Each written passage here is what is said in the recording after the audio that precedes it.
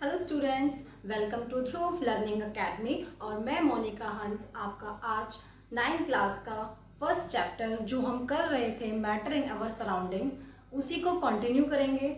और आज का जो हमारा टॉपिक होगा वो होगा characteristics of particles of matter. ठीक है, तो इससे पहले जो हमने पढ़ा वो पढ़ा था मैटर। मैटर क्या होता है, और आप जब फर्स्ट वीडियो में जाएंगे 9th क्लास की तो उसमें आप देखेंगे कि मैंने फर्स्ट वीडियो में पूरा इंट्रोडक्शन कराया था चैप्टर का कि क्या क्या हमें पढ़ना है इस चैप्टर में और कैसे कैसे हमें पढ़ना है। उसी के साथ मैंने आपको बता दिया था कि कौन से जो टॉपिक्स हैं हमारे मोस्ट इम्पॉर्टेंट हैं और कौन से जो है हमारे लीस्ट हैं। पढ़ने हमें सारे हैं बिकॉज हमें सारी ही नॉलेज लेनी है, बट फोकस हम उन पे करेंगे। मेनली हम जो मतलब ध्यान से, जो बच्चे थोड़ा जिनको ध्यान कम लगता है उनको उन क्वेश्चंस को तो पढ़ना ही है ताकि वो आगे पास हो सके। ठीक है, बाकी हम पूरा चैप्टर ढंग से कवर करते हुए चलेंगे। और जो आज का मेरा टॉपिक है वो है characteristics of particle of matter. इसका मतलब क्या है कि मैंने आपको पहले ही बता दिया था कि ये जो है आपका 90% चांसेस होते हैं एग्जाम में आने के, ये आएगा ही आएगा। ठीक है, तो उसी के साथ मैं बता दूं कि बहुत ज्यादा इंपॉर्टेंट टॉपिक है। ठीक है, तो अब इम्पोर्टेंट है तो आपको बहुत ध्यान से पढ़ना है। ठीक है, तो बस अपना पूरा ध्यान कंसंट्रेट करते हुए मैं आज का जो ये लेक्चर है मेरा वो सिर्फ और सिर्फ इसी टॉपिक पर बेसिकली कराऊंगी आपको, ताकि डिटेल में समझ में आए। वैसे इस टॉपिक में कुछ भी नहीं है, सिर्फ आपको इसके 3 पॉइंट्स याद करने हैं और वो पॉइंट्स अपने आप में बहुत इंपॉर्टेंट है, पर उनको मैं बहुत सारे एग्जाम्पल देके समझाऊंगी आपको ताकि वो आपको समझ में आ जाए। और लिखना वही है आपको एग्जाम में, सिर्फ 3 नंबर वो 3 पॉइंट्स। तो आज जो हम स्टार्ट कर रहे हैं आपका वो है characteristics of particle of matter, यानी कि पदार्थ के कणों के गुणधर्म। ठीक है, तो ये हिंदी वाले स्टूडेंट्स के लिए है कि अगर ये क्वेश्चन आएगा तो इस तरह से आएगा कि पदार्थ के कणों के गुणधर्म बताइए। तो इसमें जो पहला आता है वो आता है आपका, मैं एग्जाम्पल देते हुए बताऊंगी कि जैसे कि देखो, पहले मैं एग्जाम्पल दूंगी। आप जब पानी में नमक घोलते हैं या चीनी घोलते हैं तो वो घुल जाती है स्टूडेंट्स। और कुछ भी घोलते हो आप, जैसे मैंने आपको लास्ट प्रीवियस वीडियो में पोटेशियम पर मैग्नेट का एग्जांपल करके बताया था कि वो भी घुल जाता है। तो जो भी आपके घुल जाते हैं, ये क्यों घुल जाते हैं? पार्टिकल्स जो जब पानी में आपने चीनी घोली वो घुल गई, थोड़ी देर बाद आप घोलते रहते हो वो दिखती नहीं है, आप कहते हो चीनी घुल गई। क्यों? क्योंकि जो पार्टिकल्स हैं उनके जैसे मानो मैंने आपको उसे बताया था कि मैं अभी आपको जब स्टेट्स बताऊंगी समझाऊंगी। ये मानो आपका क्या है, ये मानो आपका क्या है, ग्लास वो है, एक बीकर है। ठीक है, जिसमें पानी है। और पानी जो है किससे मिलकर बना है मैं बता दूं, हम पानी को ऐसे रिप्रेजेंट करते हैं वाटर को। ये किससे बना है? पार्टिकल से मिलकर बना है। ये मैंने मान लिया पार्टिकल्स यानी कि कण। ठीक है, अब इस पार्टिकल्स में क्या है, इनमें बीच बीच में स्पेस है। आप देखोगे बीच में स्पेस, जरा मैं आपको दिखा दूं, मैं जो ये ब्लैक कर रही हूँ स्पेस है ना। ठीक है, और जैसे कि मैं आपको पानी का एग्जांपल दे रही हूँ तो मैं आपको ये वाला डायग्राम बना के दिखाऊंगी। जैसे मानो कि ये है आपका और ये आपका पानी के पार्टिकल्स है। ठीक है, और आप ध्यान से देखिए तो इनके बीच में स्पेस है, ये स्पेस है, दिख रही है, ये स्पेस है। तो ये जो स्पेस है, जैसे ही मैंने इसमें चीनी के पार्टिकल्स डाले तो वो इस स्पेस में जाएंगे और वो यहाँ पर घुल जाएंगे।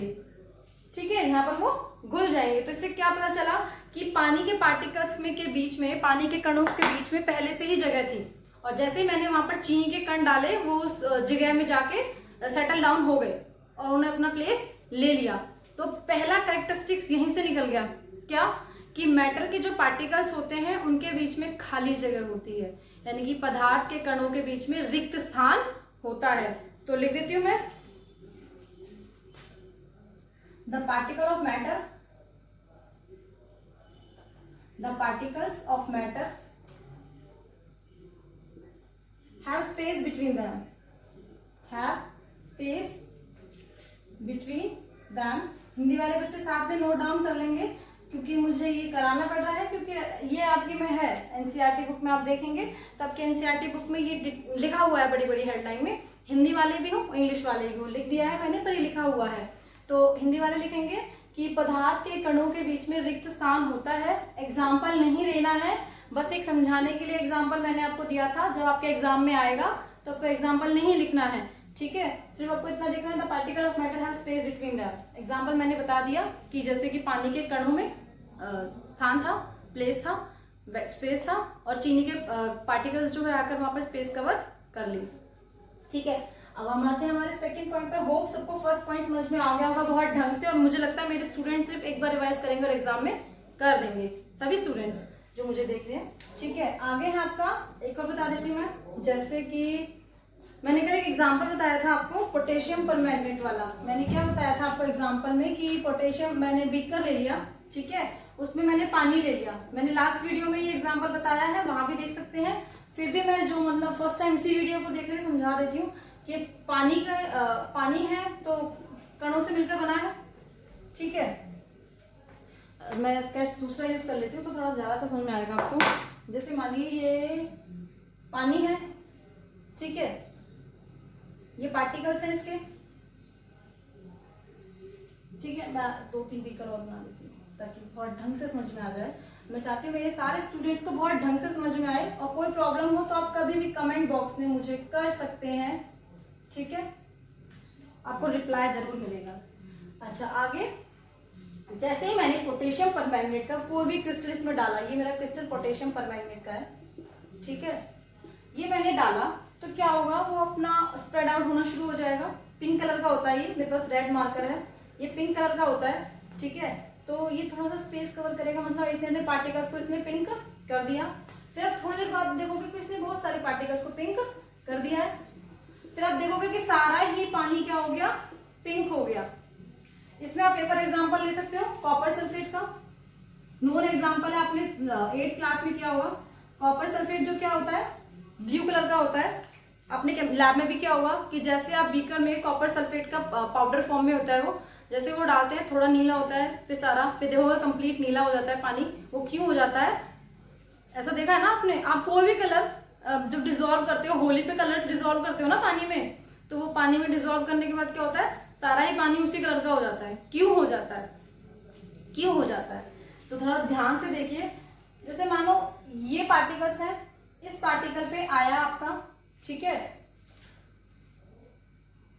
इस पार्टिकल पे आया आपका, और इस पार्टिकल पे आया तो क्या हुआ, इसने आसपास के पार्टिकल्स को कलर देना शुरू कर दिया, ठीक है। तो ये नीचे के सारे पार्टिकल्स क्या हुए, कलर्ड हो गए। अब क्या करते हैं, पार्टिकल्स क्या है, हमेशा मूव करते रहते हैं, हमेशा मूवमेंट में होते हैं। तो क्या हुआ, ये नीचे वाले पार्टिकल्स क्या है, ऊपर जाएंगे, ठीक है, और ऊपर वाले नीचे आएंगे। तो अब क्या होगा, उन्होंने दूसरे को भी कलर कर दिया, तीसरे को भी कलर कर दिया। तो ऐसे करते करते क्या होगा, पूरा पानी पिंक कलर का हो जाएगा। अगर हम कॉपर सल्फेट ले रहे हैं तो पूरा पानी ब्लू कलर का हो जाएगा, ठीक है। तो क्यों होता है, बिकॉज जो मैटर के पार्टिकल्स होते हैं वो कंटिन्यूसली मूव करते रहते हैं। तो सेकंड ही से कैरेक्टरिस्टिक्स निकल गया, the particles of matter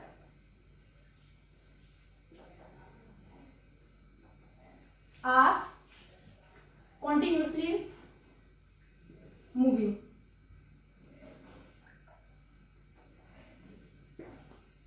okay students, hope सबको समझ में आ गया होगा ये दो पॉइंट्स, ठीक है।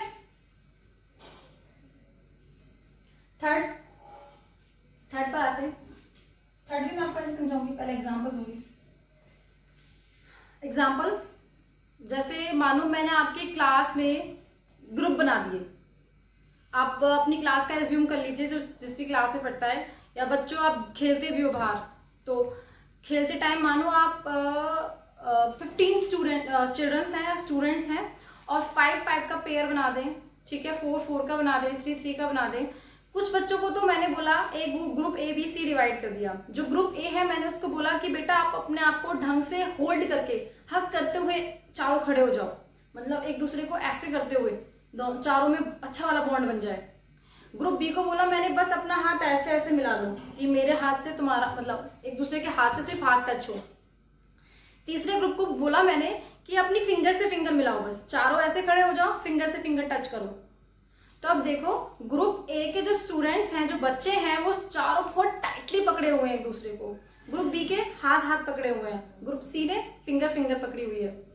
तो अगर मैं बोलूं कि अब इनमें से किस ग्रुप को जल्दी तोड़ सकते हो आप, बताइए किस ग्रुप को जल्दी तोड़ सकते हो? ग्रुप सी को ना, क्योंकि उन्होंने ऐसे पकड़ा हुआ है, ऐसे करके टूट जाएगा। उसके बाद ग्रुप बी को उन्होंने हाथ पकड़े हुए हैं। उसके बाद ग्रुप ए को, क्योंकि उन्होंने ए को शायद ब्रेक करना मुश्किल हो जाए, क्योंकि उनके बीच में जो फोर्स है, जो वो होल्डिंग किए हुए है, वो बहुत ज्यादा है। तो यहाँ पर क्या समझ में आया इस सबसे कि जिसका फोर्स ऑफ अट्रैक्शन, जिसके बीच में अट्रैक्शन ज्यादा था, उन्हें इजीली हम ब्रेक नहीं कर सकते हैं। तो ऐसे ही होते हैं मैटर के पार्टिकल्स, उनके हर पार्टिकल के बीच में अट्रैक्शन होता है। जिसके बीच में कम अट्रैक्शन है उसे हम बहुत जल्दी तोड़ देते हैं, जिसके बीच में ज्यादा अट्रैक्शन है उन्हें हम बहुत से हार्डली तोड़ पाते हैं। तो यहाँ से जो आपका तीसरा पॉइंट निकला वो ये निकला कि the particle of matter attract each other. The particle of matter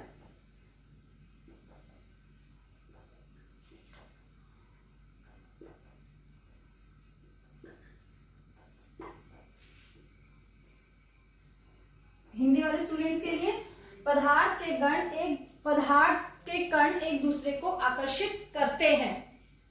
ठीक है, ये 3 पॉइंट आप स्टूडेंट्स लिख लेंगे, और जो मैंने हिंदी में बोले वो मेरे हिंदी वाले बच्चों ने भी लिख लिए होंगे।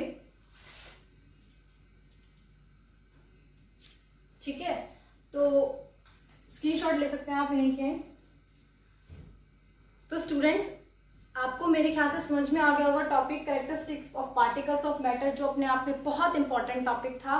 मैंने तीनों पॉइंट समझाए हैं आपको विद एग्जांपल, और मेरे ख्याल से अब किसी बच्चे को प्रॉब्लम नहीं होगी कि जितना इंपॉर्टेंट टॉपिक है उतना ही ईजी भी है। और हिंदी वाले स्टूडेंट्स के लिए मैंने बोल दिया है, फिर भी मैं एक बार सारी डेफिनेशन बोल देती हूँ, आप एक बार से देखिए। यह पदार्थ के कणों के बीच में रिक्त स्थान होता है। पदार्थ के कण निरंतर घूमते रहते हैं, प्रगतिशील रहते हैं, और पदार्थ के कण एक दूसरे को अट्रैक्ट करते हैं, यानी कि आकर्षित करते हैं। तो यही लिखना है आपको, 3 मार्क्स में आएगा, 3 पॉइंट्स लिखने हैं।